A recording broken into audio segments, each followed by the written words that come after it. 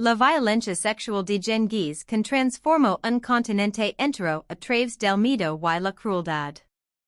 En una tienda oscura, impregnada de incienso y silencio, la mano de una joven tiembla bajo las sábanas de seda. El hombre más poderoso del mundo yace a su lado, satisfecho. Y es solo una entre miles, pero esta noche será la última. Su mano rosa la fría joya oculta bajo la almohada. La tormenta exterior oculta su respiración entrecortada. Esta princesa Tengut, suya familia fue quemada viva hace 3 años, ha soportado incontables noches de humiliación esperando este momento. El cuchillo brilla a la luz de la vela cuando lo levanta. En cuestión de segundos, el conquistador que una vez se apoderó de 7,000 mujeres aprenderá que la conquista tiene un precio. El hombre que construyó un imperio mediante el abuso sistemático está a punto de enfrentar la justicia de su última víctima. La historia podrá registrarlo como leyenda, pero los gritos que rompen la noche fueron reales. Te preguntarás, ¿cómo el trauma privado de un hombre se convirtió en la mayor campana de violencia sexual de la historia? ¿Por qué un solo secuestro creó un sistema que dejó 16 millones de descendientes en 2 continentes? Para responder a esta pregunta, debemos remontarnos 25 años atrás, un secuestro que cambió el caso de la humanidad. Porque lo que comenzó con la captura de una mujer terminaría con una espada oculta y un imperio construido sobre el sufrimiento. Los gritos de la tienda de Borte resonaron por las estepas durante 8 largos meses. En 1184, Genghis Khan seguía siendo Temujin, un jefe tribal más que luchaba por sobrevivir a la violenta política de Mongolia. Se había casado con Borte en la adolescencia, una alianza política destinada a traer la paz. Pero los mercados recordaban un viejo rencor, el padre de Temujin había robado una mujer de su clan. Su venganza llegó al amanecer. 30 jinetes asaltaron el campamento mientras Temujin huía a caballo, dejando atrás a su esposa. Para un hombre que un día conquistaría naciones, ese abandono lo marcó para siempre. Borte desapareció en territorio mercat, donde un guerrero llamado Chilger la reclamó como suya. Durante 8 meses, ella soportó el cautiverio. La historia suaviza lo sucedido, pero la verdad se desprende de los resultados. Cuando Temujin finalmente la rescató con la ayuda de su hermano de sangre Jamuka, Borte estaba en avanzado estado de gestación. El niño, Joki, cargó con la sombra de una paternidad incierta toda su vida. Su nombre significaba invitado, un recordatorio de sus questionables origins. Temujin lo reclamó, pero la duda nunca abandonó su mente. En privado, estudió el rostro de Joki, buscando rasgos mercat. Pero la pesadilla de Borte no terminó con su rescate. Algo dentro de Temujin se había roto. Había salvado su cuerpo, pero no su honor. En la cultura mongol, una mujer tomada por enemigos cargaba con una vergüenza eterna. Cada mirada a Joki lu recordaba los sonidos que solo podía imaginar durante esos 8 meses. El hombre que una vez había huido ahora juraba que nunca volvería a hacerlo. Su primera venganza recayó sobre los mercats. No solo los hombres que habían tomado a Borte, sino toda su tribu, mujeres, niños, ancianos, todos enfrentaban el exterminio. Pero ni siquiera la matanza fue suficiente. Temujin quería que sufrieran como Borte había sufrido, que cargaran con la vergüenza como su familia cargaba con la vergüenza. Desde ese momento, la violencia sexual se convirtió en más que brutalidad, se convirtió en un arma. Cada tribu enemiga pagaría por el crimen contra Borte. Cada mujer tomada era parte de la venganza de Temujin. Sus generals lo entendieron. No podía borrar el cautiverio de Borte, así que haría que el mundo lo sintiera. No podía recuperar esos meses, así que robaría vidas. Genghis Khan convirtió su trauma personal en política de Estado.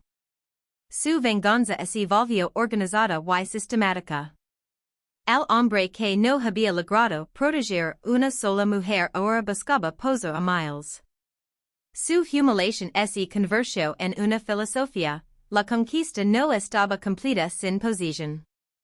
Tomar mujeres enemigas era borrar sus lineages, reemplazarlas con sangre mongol. No se trataba de una crueldad aleatoria, sino de una ingeniería étnica planificada. Su imperio requería infraestructura, guardias, registros, logística. El mismo sistema que transportaba mensajes a través de Eurasia también construyó la red de esclavitud sexual más organizada de la historia. Las mujeres eran capturadas, seleccionadas y clasificadas. Los funcionarios usaban una escala de 100 puntos para calificarlas: belleza, edad, virginidad, nobleza. Una princesa podía obtener más de 90 puntos y ser entregada al Kansas. Otras eran distribuidas entre generals, oficiales o soldados. Las menores de 60 eran obligadas a ingresar en bedeles militares que seguían al ejército, sirviendo a los hombres hasta que sus cuerpos se descomponían. Los registros muestran que todo se rastreba: nombres, orígenes, asignaciones, como el inventario de un almacén. La escala era inimaginable. Genghis Khan se quedó con 7.000 mujeres para sí mismo, divididas por etnia como trofeos de conquista. Chinas, persas, rusas, su campamento era un museo viviente de subjugación. Gestionar este sistema consumía inmensos recursos, casi el 15% de los ingresos imperiales. No se trataba de violencia aleatoria, sino de violación industrializada, burocrática, eficiente, implacable. Los tártaros se enfrentarían a lo peor. Tras derrotarlos en 1202, Genghis ordenó matar a todo varón más alto que un hijo de carreta. Las mujeres fueron divididas entre sus soldados, no al azar, sino según su rango. Las mujeres más jóvenes fueron a parar a la élite, las mayores a los soldados rasos. Esto no fue un colapso de la disciplina, sino su perfección. Todas las mujeres tártaras fueron obligadas a tener hijos mongols. Los lineages de su propio pueblo desaparecieron, reemplazados por sus conquistadores. El útero se convirtió en un campo de batalla, el embarazo en un arma de guerra. Algunas mujeres se resistieron, prefiriendo la muerte a la sumisión. Muchas se lanzaron a ríos o acantilados. Para impedirlo, los guardias les ataban las manos por la noche y castigaban a cualquiera que intentara suicidarse. Incluso la muerte les era negada. Una sobreviviente grabó los sonidos de aquella primera noche, gritos arrastrados por el viento, llantos que ningún historiador podría jamás silenciar por completo. Miles de gritos de mujeres resonaron en el campamento mongol: la pena, el dolor y la rabia llenaron la noche. El campamento se extendía kilómetros, y por todas partes había evidencia de un asalto organizado. Al amanecer, toda una cultura había sido violada. Lo que ocurrió en esas tiendas cambió la guerra para siempre. Los conquistadores anteriores habían matado o esclavizado sus enemigos. Los mongols creyeron algo mucho peor: la absorción biológica. No querían borrar a los enemigos por completo, sino absorberlos, reescribirlos y convertirlos genéticamente en mongols, despojándolos de su identidad original. La campana tártara sentó el modelo que posteriormente guiaría la expansión mongola. Las mujeres eran detenidas, examinadas y distribuidas. Quienes se resistían eran sometidas a violaciones públicas antes de su ejecución, actos escenificados como advertencia para destruir la voluntad colectiva.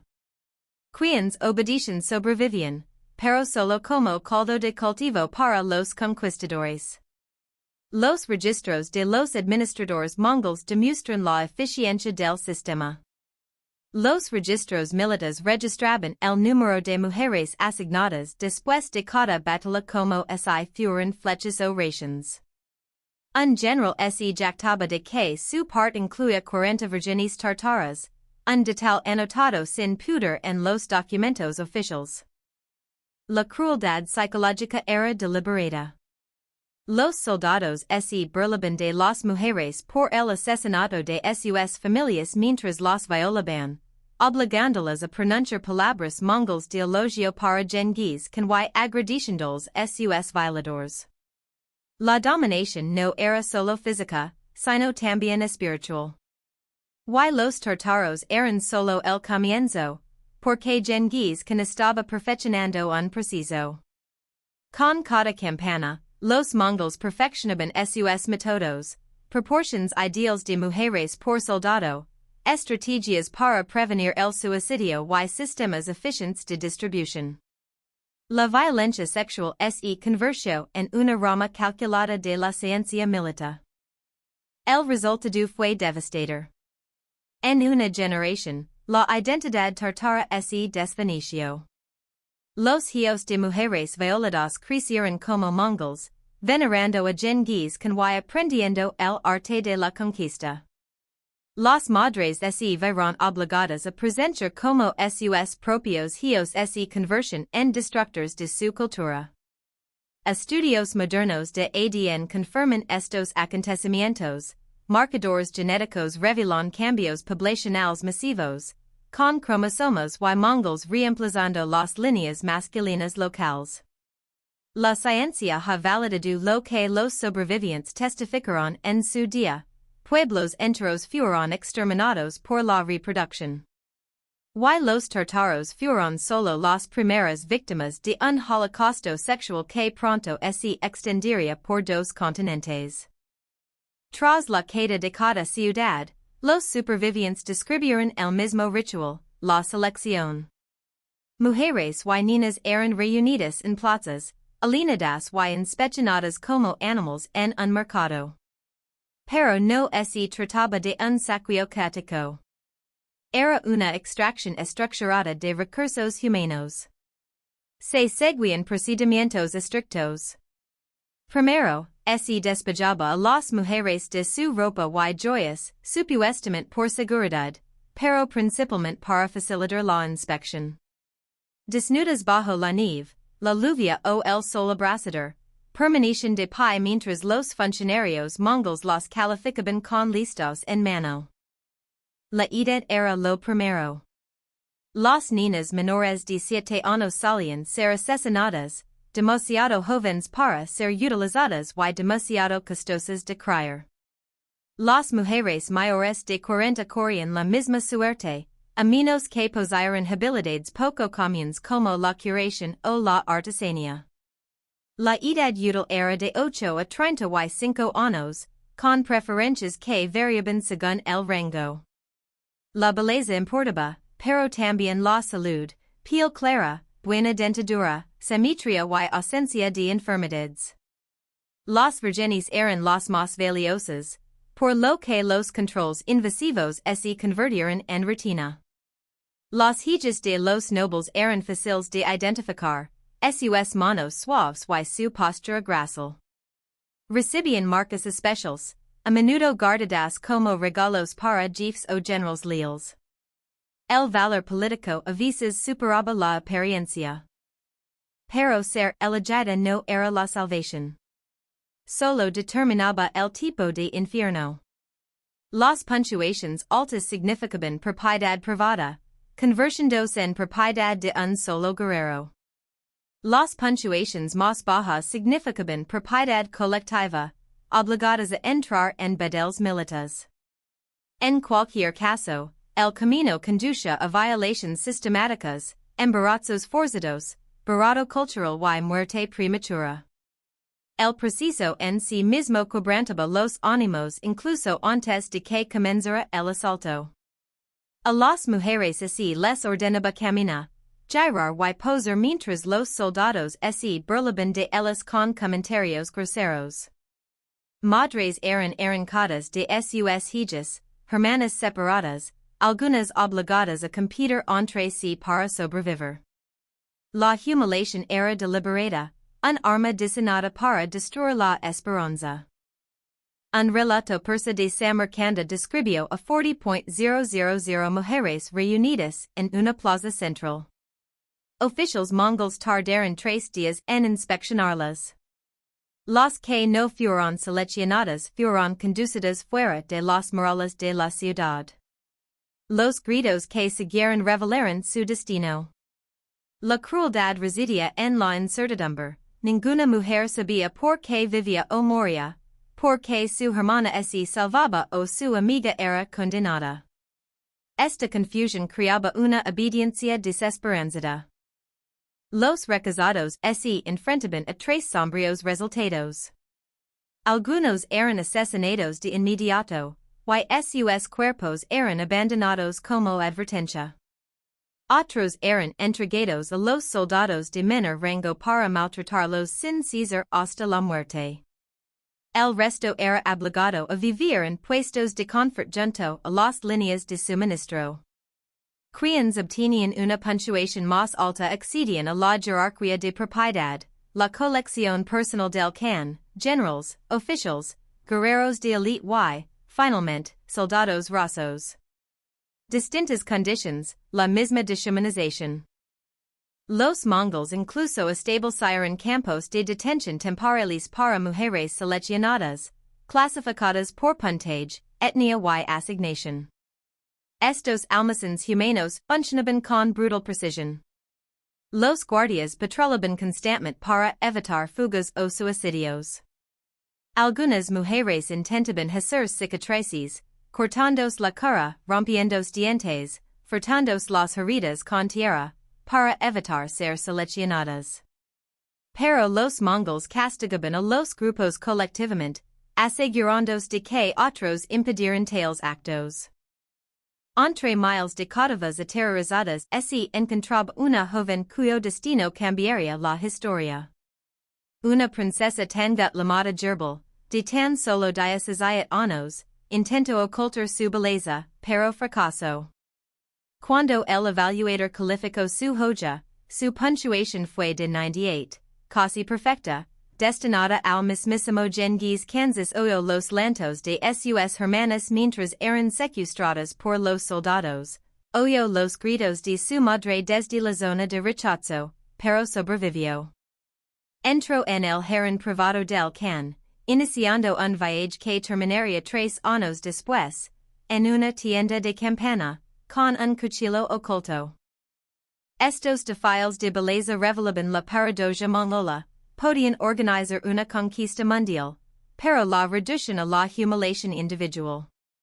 Construyeron sistemas avanzados no para elevar la civilización, sino para refinar la crueldad. Convirtieron la administración en una máquina de sufrimiento a escala industrial. Porque entre esas filas de mujeres desnudas se encontraba una princesa que no tenía nada que perder, salvo la espada que portaba. Incluso la infraestructura del imperio lavaba esta sombra. El sistema postal mongol, conocido como Yam, se extendía desde Corea hasta Europa del Este.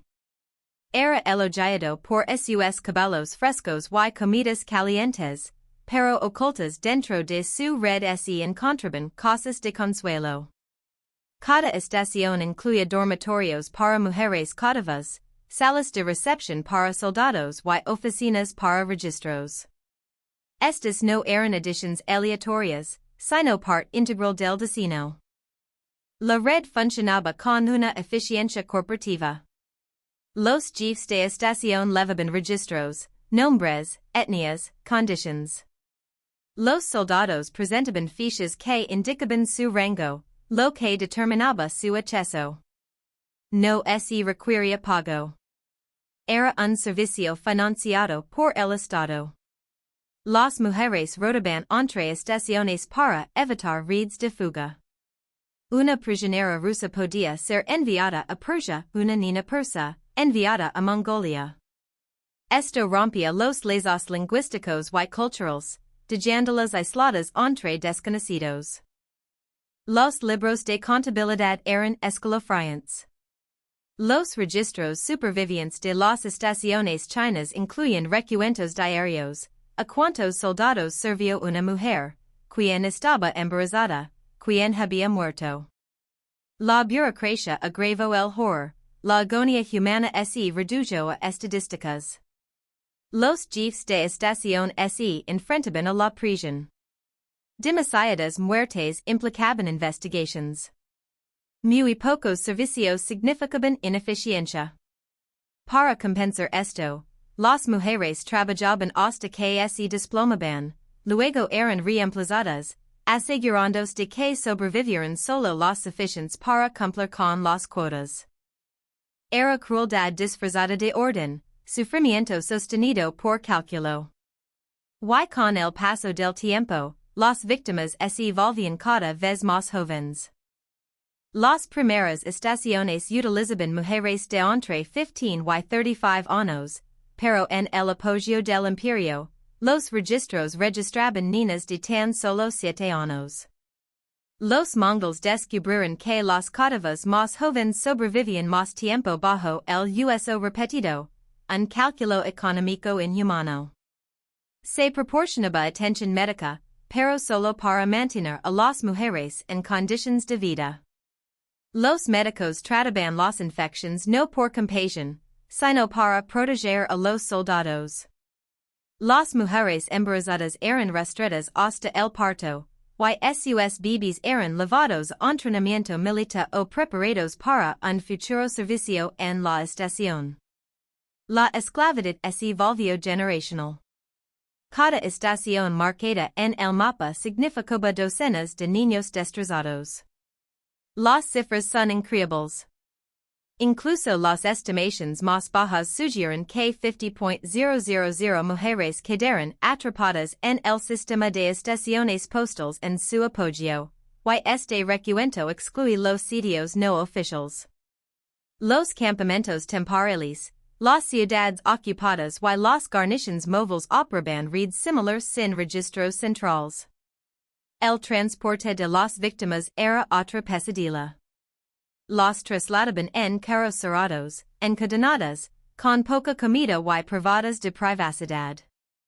Muchas morían a lo largo de la ruta de la seda, sus cuerpos desecados como desecos. Los guardias informaban de estas perdidas como si estuvieran observando una carga en mal estado. El control psicológico era absoluto. La resistencia implicaba tortura pública, la obediencia otorgaba pequeños privilegios, una manta, un poco más de comida. Los mongols jerarquizaron la esclavitud, obligando a las mujeres a competir silenciosamente por la supervivencia. Algunas estaciones se especializaron. Una cerca de Karakoram mantenía a niñas virgenes para altos funcionarios y invitados extranjeros. Otra en Persia confinaba solo a mujeres embarazadas. Una tercera en China entrenaba a niñas más jóvenes para el futuro servicio. La violación masiva se industrializó, requiriendo eficiencia y especialización. Pero las estaciones eran solo parte de una red mayor. Los burdels militares, las casas de consuelo de las ciudades y las colecciones privadas estaban todas conectadas a través de la misma infraestructura que transportaba tropas y mensajes. Las mujeres fueron reducidas a otra forma de carga. Los mongols incluso introdujeron auditorias. Los inspectores viajaban entre sitios, revisando las tasas de mortalidad, imponiendo cuotas y exigiendo eficiencia. Levaban manuals que describían métodos para gestionar la esclavitud sexual, la burocracia se convirtió en una herramienta de atrocidad. Las aldeas locales se vieron obligadas a proporcionar mujeres como tributo. Las comunidades tenían que entregar niñas anualmente o enfrentarse a la destrucción. Los padres se enfrentaban a decisiones imposibles, sacrificar sus hijas o ver todo su pueblo masacrado. En el centro de este sistema se encontraba el tribunal móvil, donde tiendas étnicas marcaban las tierras conquistadas no en mapas, sino en la carne de las mujeres. 16 millones de hombres hoy portan su cromosoma Y, pero así es como se construyó ese imperio genético. La ciencia moderna ha confirmado lo que observaron los cronistas medievales. Genghis Khan y sus descendientes varones dejaron una vasta huella biológica en toda Asia. Esto no fue casualidad, fue biología instrumentalizada. La élite mongol comprendió la herencia siglos antes que la genética. Vieron que los rasgos se transmisión de padres a hijos y lo convirtieron en una política, borrar las líneas de sangre enemigas, reemplazarlas con semilla mongol. La lógica era cruel pero simple. Un solo soldado podía embarazar a docenas cada año. Multiplica eso por cientos de miles de hombres, a lo largo de décadas de conquista, y suma el acceso exclusivo de la nobleza a miles de mujeres. El resultado fue un cambio demográfico a escala continental. Pero los embarazos forzados eran más que números, se dirigían a grupos específicos. Las familias nobles fueron señaladas. Sus lineages solo podían continuar a través de padres mongols. El imperio describió esto como regar campos extranjeros con lluvia mongol. El horror no terminaba con la concepción. Dar a luz a un hijo de un conquistador marcaba una mujer para siempre. No podía regresar a casa. Las comunidades la rechazaban por impura. Los hijos de estos asaltos quedaban atrapados entre mundos, demasiado mongols para los nativos, demasiado nativos para los mongols. Eran armas vivientes de conquista, dividiendo las sociedades desde dentro. Los mongols creaban campamentos para caudillas embarazadas, proporcionándoles mejor alimento y refugio, no por compasión, sino para asegurar hijos fuertes. Los abortos espontáneos se investigaban, a veces incluso se castigaban. Los úteros eran tratados como propiedad imperial. Los niños eran seleccionados al nacer. Los niños prometedores ingresaban al entrenamiento militar. Las niñas eran preparadas para su posterior distribución. El imperio engendraba sus propios soldados y esclavos a partir de los cuerpos conquistados. El impacto demográfico es visible incluso hoy. En Asia Central, muchos lineages del cromosoma Y pre-mongol desaparecieron. Las poblaciones masculinas fueron exterminadas, sus mujeres obligadas a gestar descendencia mongola. La evidencia de ADN muestra que hasta el 8% de los hombres en las antiguas tierras mongolas comparten el mismo marcador Y, en algunas regiones alcanzando el 30%. Millones de agresiones están grabadas en genes vivos. Pero el arma genética también tenía poder cultural. Los hijos de la violación mongola a menudo disfrutaban de privilegios negados a los nativos, roles en la administración, acceso al aprendizaje, escape de la pobreza. Algunas mujeres, desesperadas por el futuro de sus hijos, incluso buscaron parejas mongolas. El imperio explotó esto. La descendencia mestiza mongola se ubicó por encima de los nativos puros pero por debajo de los mongols puros, creando una clase intermedia leal al gobierno de su padre y aljada del pueblo de su madre. Estos grupos híbridos se convirtieron en herramientas de control. Los embarazos forzados requirían un registro. Los mongols rastreaban la paternidad, los derechos de herencia y la supervivencia. Los niños eran registrados, las madres, monitoreadas. Matar a un hijo mongol, incluso uno concebido por la fuerza, significaba la muerte de familias enteras. Esta militarización de la reproducción también funcionaba como una guerra psicológica. Cada niño que nacía era un recordatorio viviente de la derrota.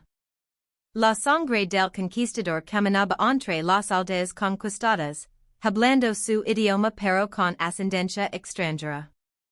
Incluso la maternidad era manipulada para controlarla. Las mujeres eran obligadas a amamantar a los hijos de sus captors. La negativa conllevaba tortura. El instinto maternal se volvía contra ellas.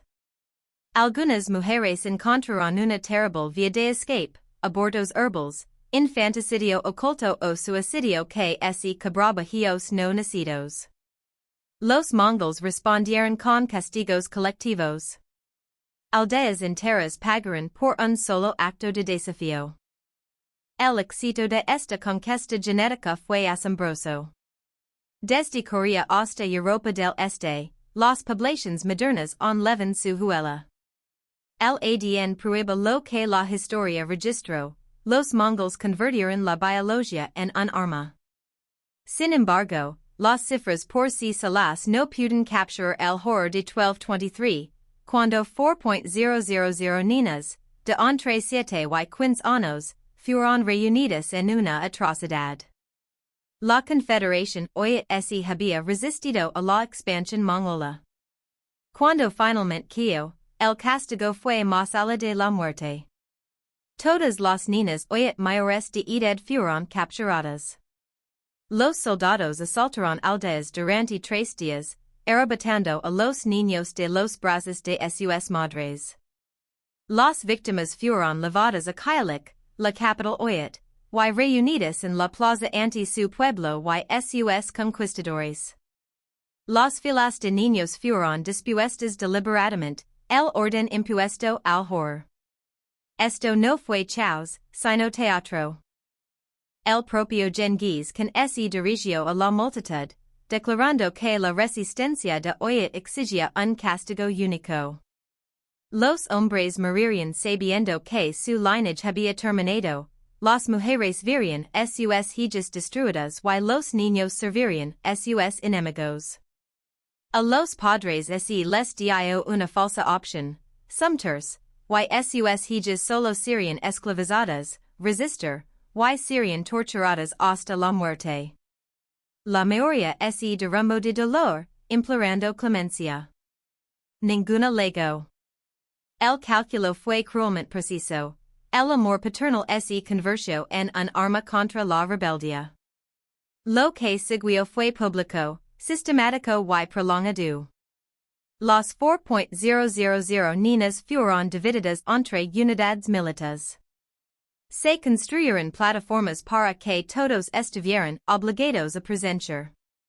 La violación masiva continuó durante días, con soldados rotando por turnos y personal médico disponible para preservar a las víctimas para su uso posterior. 2 niñas murieron durante el asalto, sus cuerpos fueron exhibidos como advertencia. Los mongols llamaron a esto clemencia, 2 muertes de 4.000. La supervivencia misma se convirtió en otra capa de tormento. Tras el espectáculo, las niñas fueron distribuidas según la costumbre, marcadas como hijas de rebeldes de Oyat. Esta etiqueta les aseguraba un tormento de por vida. Muchas fueron entregadas a las unidades más bajas, incluso a auxiliares extranjeros. La ironía era intencionada, niñas de Oyat sirviendo a hombres de otros pueblos conquistados, humiliación tras humiliación. Las víctimas más jóvenes fueron retenidas hasta que fueron útiles, criadas completamente en cautiverio. El pueblo de Oyat nunca se recuperó. Su cultura fue destrozada, sus sobrevivientes se dispersaron, cargando con un trauma generacional. La atrocidad logró su propósito, quebrar la resistencia mediante el terror.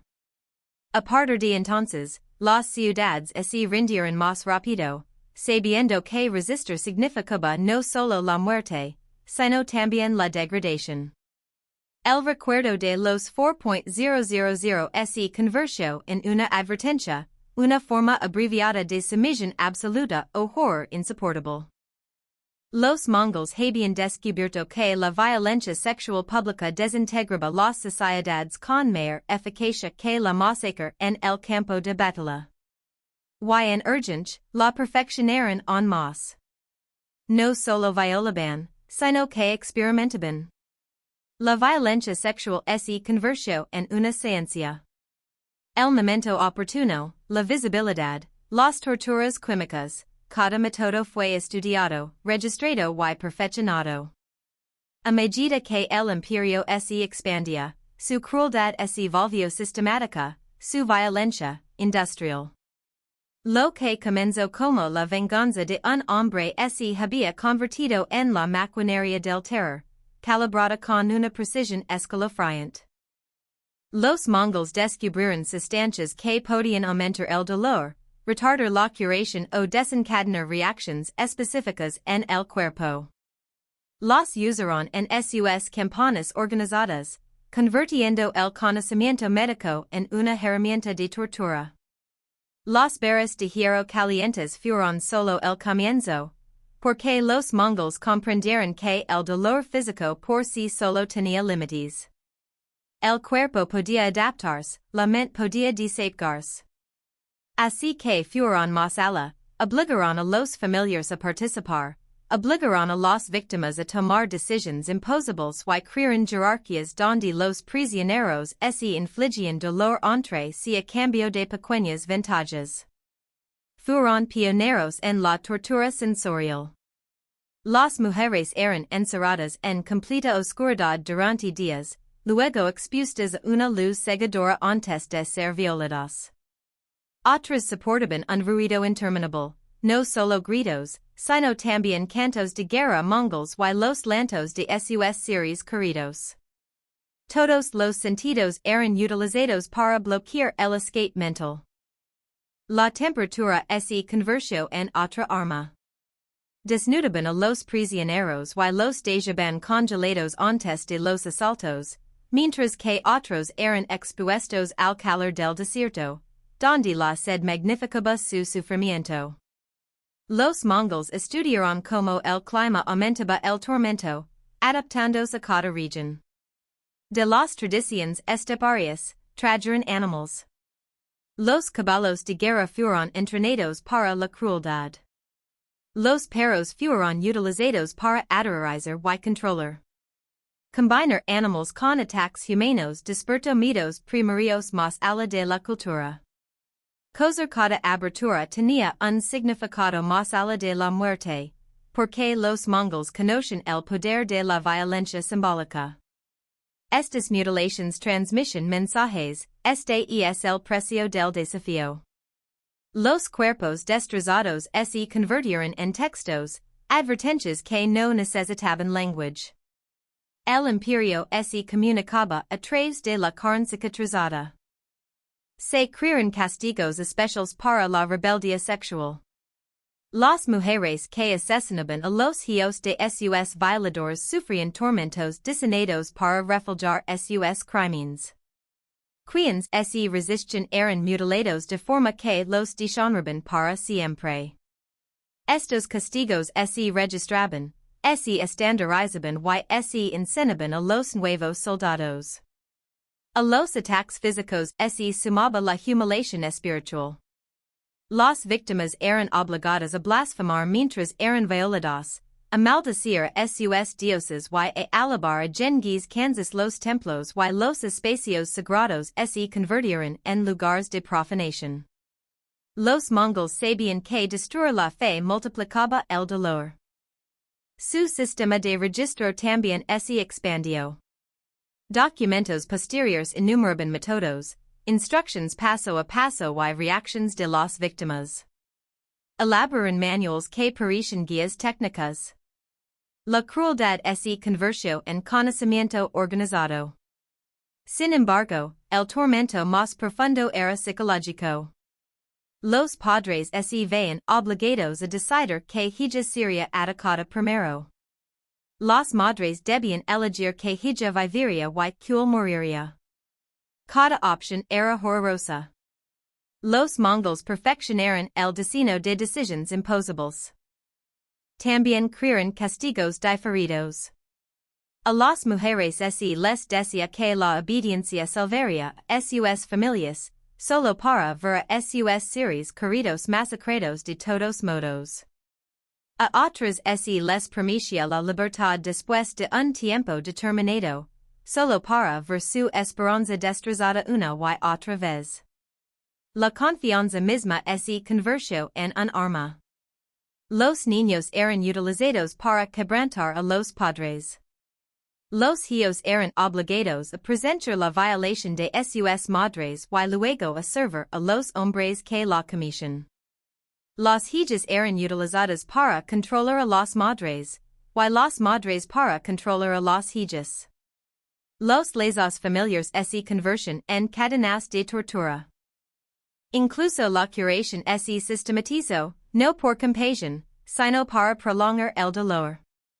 Los médicos mongols trataban a las víctimas lo justo para mantenerlas con vida ante futuros ataques.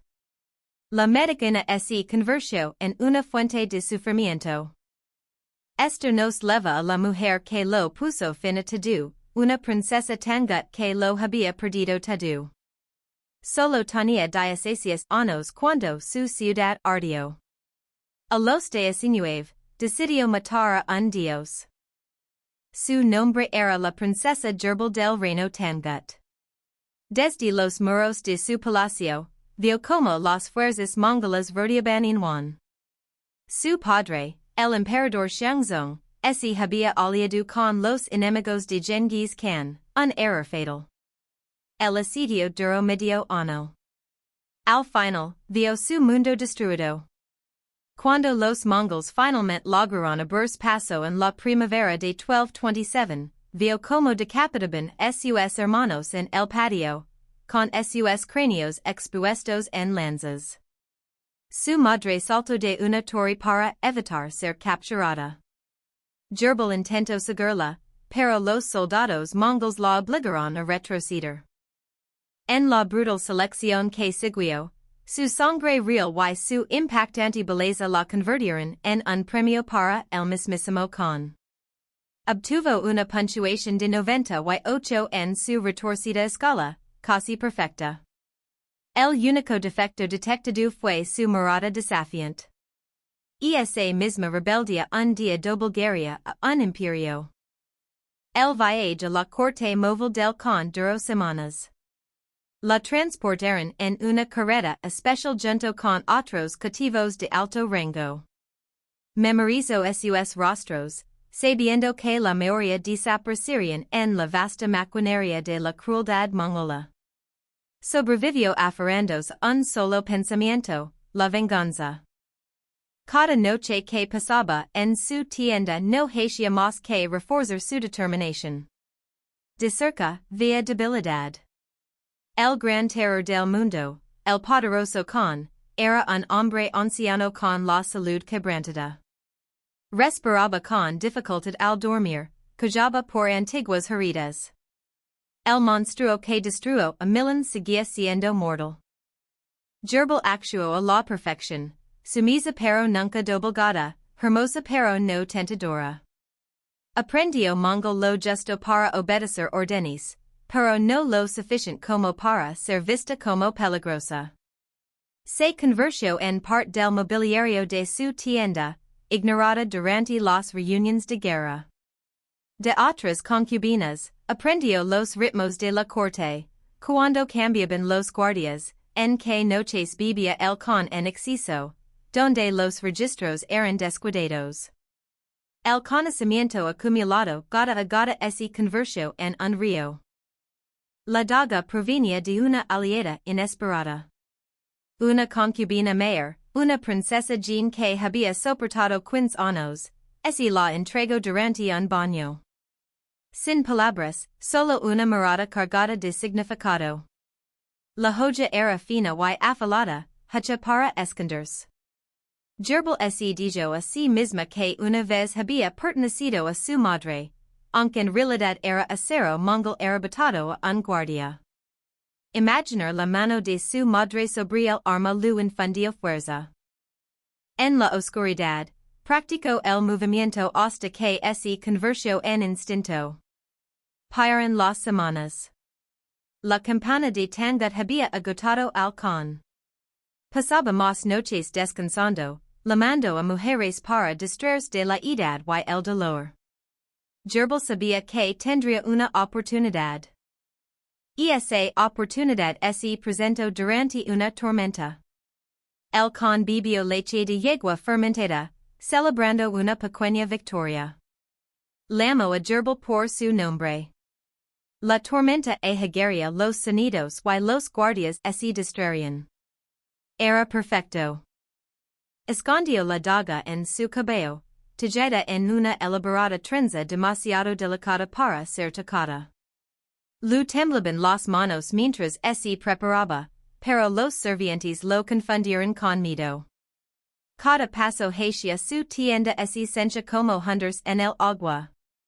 Sabía que moriría.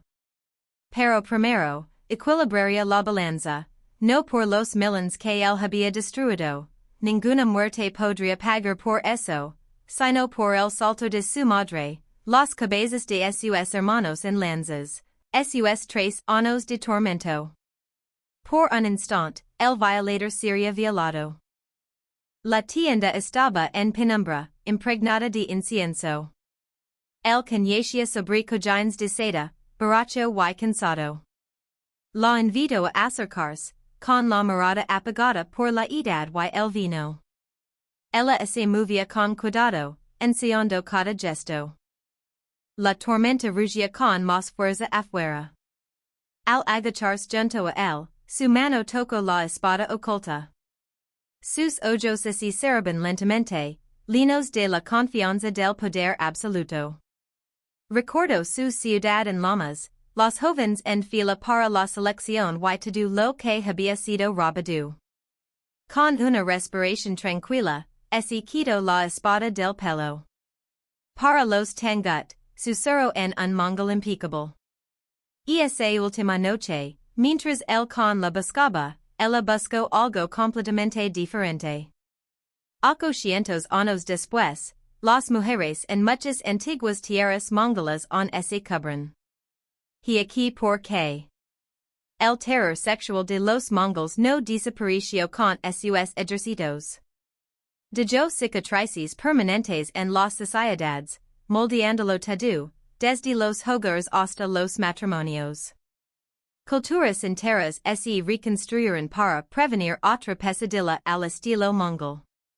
En Asia Central, las familias comenzaron a practicar el purga extremo. Las mujeres eran ocultadas no solo de los extraños, sino incluso de los parientes lejanos. La lógica era dolorosa pero clara, si los invasores volvían, las mujeres invisibles podrían pasar desapercibidas.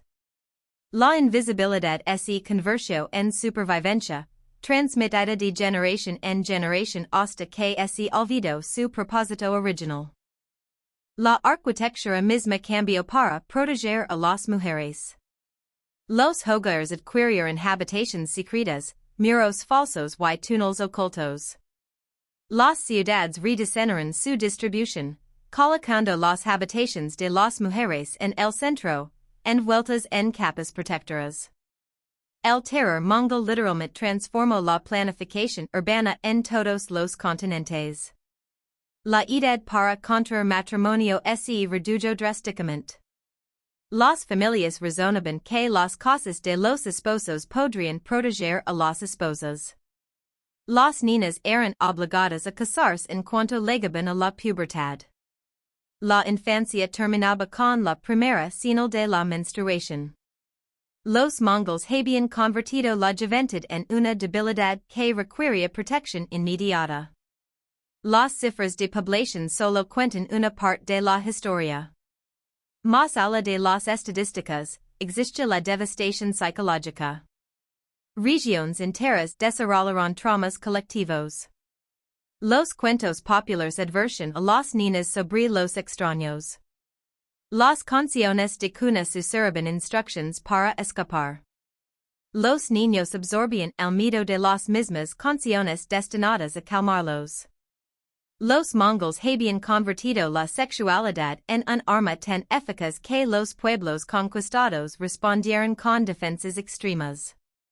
Algunas culturas crearon crímenes de honor, enseñando que la muerte era mejor que la deshonra. Otras construyeron elaboradas pruebas de virginidad. La pureza sexual se convirtió en la fortaleza contra la repetición de la historia. Incluso el idioma cambió. Las palabras para violación, embarazo y violencia cambiaron o desaparecieron. Algunas sociedades inventaron eufemismos tan complejos que hablar de violencia sexual se volvió imposible. Lo indecible se volvió literalmente indecible. La religión también se transformó. Nuevas oraciones imploraban protección divina contra las agresiones sexuales. Se construyeron santuarios en lugares donde las mujeres habían muerto, preservando su honor. Se honraba a los santos de las víctimas que prefirieron la muerte a la sumisión. Civilizations enteras se reorganizaron para prevenir otro terror mongol. La segregación de género llegó a extremos. La vida pública se volvió solo masculina. Los movimientos feministas requerían una organización cuidadosa. Las reuniones mixtas desaparecieron de la vida cotidiana. Los mongols habían convertido el contacto sexual en peligro. Los sistemas económicos también se distorsionaron. Los dotes se dispararon a medida que las familias desesperadas intentaban asegurar matrimonios que los protegieran. Las mujeres perdieron sus derechos de herencia, posar propiedades las exponía a la violencia. La invisibilidad financiera se convirtió en otro escudo. La estrategia militar cambió para siempre. Los ejércitos crearon planes para ocultar y proteger a las mujeres durante las guerras. Las ciudades añadieron escondites especiales para las mujeres. La legión mongol quedó profundamente grabada, la derrota militar significaba violaciones masivas, y la protección a menudo se conseguía a costa de la libertad. Durante siglos, las sociedades traumatizadas por la violencia mongol mantuvieron sus mujeres restringidas. La cura se convirtió en su propia enfermedad. Sin embargo, la mayor ironía estaba a punto de desplegarse dentro de la propia tienda del Khan. Mientras millones sufrían bajo su tiranía sexual, el propio Genghis Khan moriría a manos de una mujer. El hombre que había convertido el deseo en un arma seria destruido por ella. El violador recibiría justicia de su última víctima. El ADN moderno revela las consecuencias. 16 millones de hombres vivos hoy portan su lineage genético, prueba de una historia escrita en embarazos forzados, familias destrozadas y asaltos sin fin. La ciencia ha medido la atrocidad con la sangre misma. La campana mongola sigue siendo el uso más sistemático de la violación en la historia de la humanidad. Ninguna conquista anterior ni posterior ha igualado su escala, organización o impacto. Transformó no solo poblaciones, sino también posibilidades, mostrando a la humanidad nuevas profundidades de maldad organizada. Pero en una noche tormentosa de 1227, todo ese terror encontró su respuesta en forma de una espada oculta. El terreno ocultó el sonido mientras el acero cortaba la carne. La espada de la princesa Gerbil golpeó con precisión. El hombre que había gobernado el mundo a través del miedo jadeó, no de placer, como esperaba, sino de conmoción. La sangre se extendió por las sábanas de seda, negras bajo la luz parpadeante. El conquistador más poderoso del mundo se aferró a su ingel, encontrando solo humedad donde había estado su hombría. No corrió de inmediato. Durante 3 segundos, vio como sus ojos cambiaban, confusión, luego reconocimiento, luego puro terror. El can, que había violado a miles, ahora experimentaba la violación. Abrió la boca y soltó un grito demasiado roto para formarse. Por cada mujer que destruiste, susurró Gerbil, con su mongol afilado y perfecto. Por cada hija rabada, por cada madre rota. Se vengan a través de mí. Genghis Khan la alcanzó con las manos ensangrentadas, pero ella ya había ido. La tormenta ocultó su escape mientras deslizaba a través de la tienda. Los guardias agazapaban bajo la lluvia, sin percatarse de que su dios rey desangraba tras los muros de seda. Gerbil corrió por el campamento. Pasó junto a tiendas marcadas por la división étnica, niñas chinas escudriñando a través de la tela, mujeres persas agarrando a sus hijos, nobles rusos atados con cadenas de oro. Vieron sus ropas manchadas de sangre y comprendieron al instante. Algunos se inclinaron, otros loraron, nadie habló. Luego al acantilado, donde el río crecido se agitaba abajo. Sin pausa, saltó. Su propósito estaba cumplido, el único objetivo que la había mantenido con vida durante 3 años de tormento. Tras ella, se alzaron gritos cuando los guardias descubrieron a su señor moribundo. Pronunció sus últimas palabras a la tormenta, por Tangut. Por todos ellos. Por mi madre. El agua era hielo, el impacto aplastante. La corriente la arrastró kilómetros de distancia. Los soldados mongols encontrarían su cuerpo más tarde, pero ya no importaba. El Gran Khan había muerto y su imperio comenzaba a fragmentarse. Dentro de su tienda, Genghis Khan murió como había vivido, rodeado por la evidencia de sus crímenes. Su última visión fueron las divisiones de seda que dividían a las mujeres según su etnia.